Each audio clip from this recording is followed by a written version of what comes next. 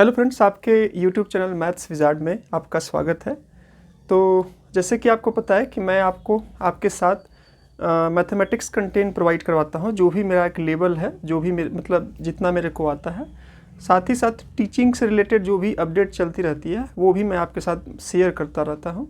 और साथ ही साथ टीचिंग से रिलेटेड या प्रिपरेशन के ड्यूरेशन में जो भी चीज़ इंपॉर्टेंट बातें होती है, जो भी मैं कहीं से सीखता हूँ और वो मेरे को लगता है कि वो चीज़ आपके साथ शेयर करनी चाहिए, तो मैं आपके साथ वो चीज़ शेयर करता हूँ। तो अभी टीचिंग से रिलेटेड काफ़ी कुछ अपडेट्स आई है, आपको कुछ ना कुछ पता चल ही गया होगा। फिर भी आप अगर मेरे से जुड़े हुए हो तो मेरी एक रिस्पॉन्सिबिलिटी बनती है कि आपको जो है उन सब चीज़ों का एक प्रॉपर इन्फॉर्मेशन दिया जाए। वीडियोस थोड़ी कम आ रही है, रीज़न यही है कि आपको पता है कि 2-3 एग्ज़ाम ऑलरेडी अनाउंस है, तो मेरा भी कहीं ना कहीं टारगेट है कि मैं भी कहीं ना कहीं जो है इंगेज हो जाऊं जल्दी से। तो उसी के रीज़न से जो है वो थोड़ी वीडियोस कम आ रही है। तो आप भी जो है वो क्या कर लीजिए, खुद को टारगेट कर लीजिए और अपना सिलेक्शन जल्दी से इंश्योर करिए। तो कुछ मैंने पॉइंट नोट डाउन किया है। आपको क्या करना है, इस सारे पॉइंट मतलब हम लोग KVS PRT TGT का फाइनल रिजल्ट के बारे में बात करेंगे। आपको पता ही MRS का जो डेट है ऑलरेडी अनाउंस है। फिर आपको पता है कि BPSC का भी एग्ज़ाम जो है, आपका एग्ज़ाम वो भी ऑलरेडी, उसका भी डेट ऑलरेडी अनाउंस है। और भी कुछ बात करेंगे, तो आप वीडियो को जो है शुरू से लेकर के लास्ट तक देखिएगा, ताकि आपका कोई भी पॉइंट जो है मिस ना हो।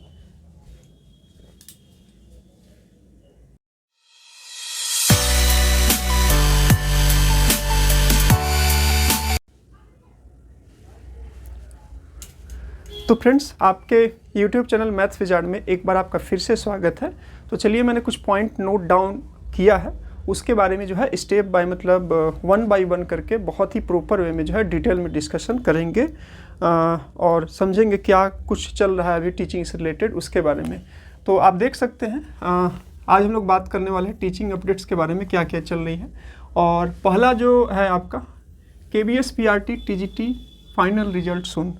ऐसे आपने देख ही रहा होगा, अपनी न्यूज़ देख ही रहे होंगे और आपको पता चल ही गया होगा कि कुछ जैसे कि आप कुछ अभी ड्यूरेशन 1 ईयर्स के ड्यूरेशन में आप देख रहे होंगे, खासकर सेंट्रल गवर्नमेंट का जो भी वैकेंसी आपकी पूरी होती है, मतलब उसकी वैकेंसी आती है, उसके एग्ज़ाम होते हैं, एग्ज़ाम होने के बाद जो है उसका रिक्रूटमेंट प्रोसेस जो होता है, आपका रिक्वायरमेंट प्रोसेस जो होता है, मतलब एग्ज़ाम को सिलेक्शन का जो पूरा प्रोसेस होता है, उसके कंप्लीट होने के बाद आपका जो है वो लगभग हर एक सेक्टर से एक रोज़गार मेला का आयोजन होता है, एम्प्लॉयमेंट फेयर का।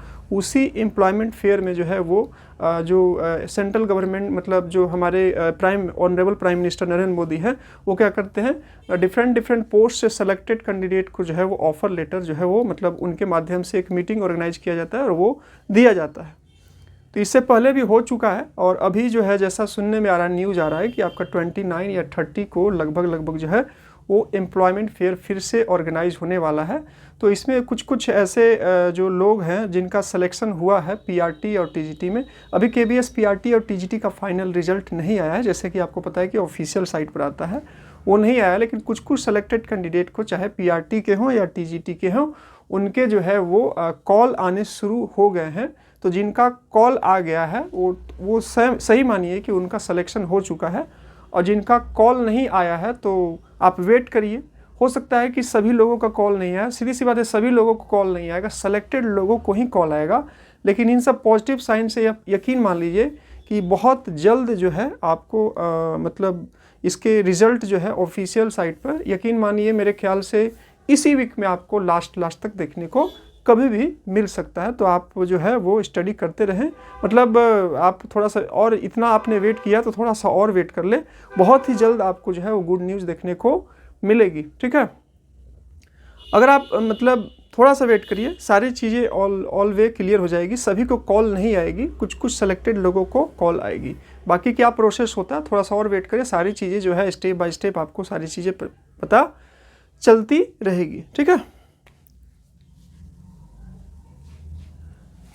उसके बाद बात करते हैं हम लोग EMRS exam dates already announce. देखिए, आप एक सीरियस कैंडिडेट होंगे तो आपने फॉर्म फिलअप किया होगा, KV का भी फॉर्म फिलअप किया होगा, नवोदय का भी फॉर्म फिलअप किया होगा। किसी की ना किसी कारण से अगर आप रिटर्न में रह गए होंगे या आपका सिलेक्शन नहीं हुआ होगा, तो काफ़ी जो टीजीटी और पीजीटी का जो पैटर्न है वो काफ़ी ना काफ़ी आपका जो है ईएमआरएस से मतलब नवोदय विद्यालय और आपका जो केंद्रीय विद्यालय है उसके सिलेबस से कहीं ना कहीं मेल खाता है। तो आप अगर अच्छे से आप खुद को प्रिपेयर कर लिए होंगे और कर रहे होंगे और अब तो करना भी चाहिए, तो ये आपके लिए ईएमआरएस आपका जो टीजीटी पीजीटी और भी आपका जो अदर जो भी पोस्ट के लिए अगर आप एलिजिबल हैं वो आपके लिए एक गोल्डन अपॉर्चुनिटी है और आप एक सीरियस कैंडिडेट होंगे तो आप इसका प्रिपरेशन कर भी रहे होंगे। और अगर आप केबीएस में अगर आप फाइन मतलब इंटरव्यू में भी आप अपीयर किए होंगे और आप अपने आप को इंश्योर नहीं मान रहे होंगे कि मेरा सिलेक्शन हो जाएगा, तो भी इस केस में आपको एक बहुत मतलब एक गोल्डन अपॉर्चुनिटी है और इसको आप सीरियसली तैयारी कीजिए। यकीन माने आप सीरियसली तैयारी कीजिएगा तो यहाँ पर आपका सिर्फ रिटन एग्जाम है, आपका जो है वो एग्ज़ाम है, आप उसको प्रिपरेशन करिए और रिटन एग्ज़ाम क्रैक कीजिए और आराम से सिलेक्शन को अपना सिक्योर करिए। ठीक है, तो इसके डेट अनाउंस है तो आपको इसका सीरियसली से तैयारी, इसके पैटर्न, इसके लैंग्वेज पोर्शन सभी को चीज़ों के बारे में आपको पता होना चाहिए और इस पर आपको सीरियस तैयारी करनी चाहिए ताकि कहीं ना कहीं ये अपॉर्चुनिटी आपसे मिस ना हो जाए। ठीक है, तो इस पर BPSC exam dates already announce, यहाँ पर भी 2 अपॉर्चुनिटी भी चल रही है। आपका ये ईएमआरएस का भी एग्जाम डेट ऑलरेडी अनाउंस है और आपका जो है वो बीपीएससी का भी एग्जाम है ऑलरेडी अनाउंस है। तो बिहार वाले कैंडिडेट इसको बहुत ही सीरियसली वे में प्रिपरेशन करें क्योंकि इतनी अच्छी वैकेंसी और इतनी लंबी अच्छी खासी संख्या में जो वैकेंसी नहीं आती है, तो आपको जो है वो इसको बहुत सीरियस से जो है आपको इस पर तैयारी करने की ज़रूरत है क्योंकि वैकेंसी बार बार नहीं आती है। आप जल्दी से इसको अच्छे से प्रिपेयर करिए। समय बहुत इन्होंने कम दिया था, फिर भी बहुत लोगों का प्रिपरेशन बहुत अच्छे से नहीं होगा, फिर भी आपको जो है अंत तक हार नहीं मानना है और एग्ज़ाम का प्रिपरेशन करना है और आपको जो है अपना सिलेक्शन जो है वो क्या कर लेना है, ले लेना है। क्योंकि फिर कब वैकेंसी आएगी, इसी वैकेंसी को लास्ट वैकेंसी मानिए, फिर कब वैकेंसी आएगी वो भी आपको भी पता नहीं है। तो अच्छे से प्रिपरेशन करें और तब तक प्रिपरेशन जब तक पूरा प्रिपरेशन करते रहे। हार नहीं मानना है कि मेरे को एक्सक्यूज नहीं देना है कि मेरे को कम टाइम मिला था, ये हुआ था, वो हुआ था। एक्सक्यूज सुनने वाला नहीं है, सबको क्या चाहिए, रिजल्ट चाहिए। तो जब तक जितना आपके पास टाइम है 5 डेज 7 डेज 8 डेज खुद को पूरा प्रिपरेशन करें और पूरा प्रिपरेशन में खुद को झोंक दें। आप सीरियसली अच्छे से भी प्रिपरेशन कर दीजिएगा, अभी तक तो आपका सिलेक्शन जो है यहाँ पर आराम से हो जाएगा क्योंकि अच्छी खासी वैकेंसी है। Concentrate on your study. अगर आप एक सीरियस कैंडिडेट हैं और आप जो है वो डिफरेंट पोस्ट पर जो है बहुत सारे फॉर्म अप्लाई किए होंगे, हो सकता है कि आप रिज़ल्ट का वेट कर भी रहे होंगे, तो इस केस में जो हलचल चलती है तो सीधी सी बात है कि यहाँ पर जो है वो स्टडी का जो कंसंट्रेशन है वो थोड़ा सा बिगड़ जाता है। तो इस केस में आपको जो है, अगर आपने ईएमआरएस का भी अप्लाई किया हुआ था और आप ऑलरेडी अपीयर किए हुए थे केबीएस टीजीटी पीआरटी में और आप ये मतलब एक सीरियस कैंडिडेट होता है तो वो मतलब कभी भी ये पूरे 100% श्योर नहीं होता है जब तक कि उसका रिजल्ट ना आ जाए। तो अगर आपने फॉर्म फिलअप किया है और इस एग्ज़ाम को टारगेट कर रहे हैं और आपको उस टाइप का कॉल नहीं आया है, तो जब तक कॉल नहीं आया है, जब तक रिजल्ट नहीं आया है, तब तक आप ये 100% नहीं कह सकते कि अगर आप इंटरव्यू में अपीयर किए थे तो आपका सिलेक्शन हो ही जाएगा। आप तब इंश्योर मानिए जब आपका पूरा प्रॉपर रिजल्ट आ जाए या फिर आपके पास मैसेज आ जाए या आपके पास कॉल आ जाए, तब आप जो है स्टडी को जो है वो डिसकंटिन्यू कर सकते हैं। मतलब कि आप इंश्योर हो सकते हैं, मतलब आपका फाइनल डेस्टिनी आपका केवी ही था। तो इस केस में जो है आप स्टडी को थोड़ा सा भी चिल कर सकते हैं कि आप मेरा कॉल आ गया, मैंने फॉर्म इसलिए फिलअप किया था क्योंकि मेरे को डर था कि कहीं मेरा सिलेक्शन हो ना हो, लेकिन फाइनल डेस्टिनी आपका यही था, तो आप चिल करना स्टार्ट कर सकते हैं। लेकिन अगर आप रिटन में भी अपीयर किए हुए हैं और आप केबी के इंटरव्यू में भी अपीयर किए हैं और आपका फाइनल रिजल्ट नहीं आया है, तो आपको अभी भी अपने माइंड को कॉन्सेंट्रेट पूर्वक रखते हुए जो है आप बाकी पार्टिकुलर जो भी एग्ज़ाम है उसके टारगेट में खुद को जो है वो लगे रहना चाहिए। जब आपका रिजल्ट आ जाएगा तब उसके अकॉर्डिंग आप डिसाइड करिएगा, क्योंकि अगर आप स्टडी हैम्पर करिएगा तो आपका ही लॉस है और हल्का सा भी अगर आप स्टडी लॉस करिएगा तो इसमें दिक्कत है। तो कॉन्सेंट्रेट बनाए रखें और बहुत ज़्यादा जो है वो इधर उधर ना करें, क्योंकि आपका ध्यान भटकेगा तो फिर तुरंत पढ़ाई मतलब स्टडी आपका हैम्पर होगा, और जब आपका स्टडी हैम्पर होगा तो फिर सिलेक्शन भी गड़बड़ हो सकता है। इसलिए फुल फोकस बनाए रखें, 2-3-4 दिनों में सारी चीज़ें आपकी क्लियर हो जाएगी। DSSSB वैकेंसी पॉजिटिव होप, देखिए DSSSB की कुछ कुछ वैकेंसी आई हुई थी, तो आई हुई थी और उसके आने के बाद ये अंदाज़ा लगाया जा रहा था कि बहुत जल्द जो है वो आएगी। तो ऐसा सुनने में आता है कि DSSSB जो है वो आपको जो है वो क्या पता सर्दियों में पता नहीं एग्ज़ाम नहीं लेता है कि उनका ड्रेस कोड जो है वो मैच नहीं करता। तो हो सकता है कि उनको ऐसा माइंडसेट हो कि उनको एग्ज़ाम अभी ना लेना हो, तो हो सकता है कि उसका एडवर्टीज़मेंट आपको जो है वो दिसंबर में दे, जनवरी में दे, अब क्या दे नहीं दे। तो वो सब वैकेंसी आई हुई थी, तो उसके बेसिस पर आप ये कह सकते हैं कि आएगी। अब ये कब आएगी वो किसी को कुछ अता पता नहीं है, तो बस तैयारी ही करते रहिए, क्योंकि एग्ज़ाम डेट्स का आना, एग्ज़ाम डेट्स का जाना, ये सब सारी चीज़ें डिपार्टमेंट का काम होता है। कोई भी चीज़ें आपके हाथ में नहीं है, तो आप जो है उसको मतलब कि बहुत ही सीरियसली में तैयारी करिए। बाकी जब एग्ज़ाम मतलब वैकेंसी आएगी तो आप फॉर्म फिलअप कर दीजिएगा, और एग्ज़ाम जब होगा आप एग्ज़ाम दे दीजिएगा फिर तो। लेकिन अब कब होगा क्या होगा वो चीज़ आपको पता नहीं है, बस आपके पास आपके हाथ में वो कोई चीज़ है, तो सिर्फ और सिर्फ जो है आपका वो प्रिपरेशन है, और प्रिपरेशन ही आपको जो है आपके मंजिल तक, आपके टारगेट तक, आपके एम्बिशन तक आपको पहुंचा सकती है। तो कंटिन्यूटी के साथ लगे रहिए, ठीक है। Selection is possible with the help of hard work, यही है बात जो है आपका। सिलेक्शन अगर आप कहीं ना कहीं देखें तो सिलेक्शन उसी का होता है।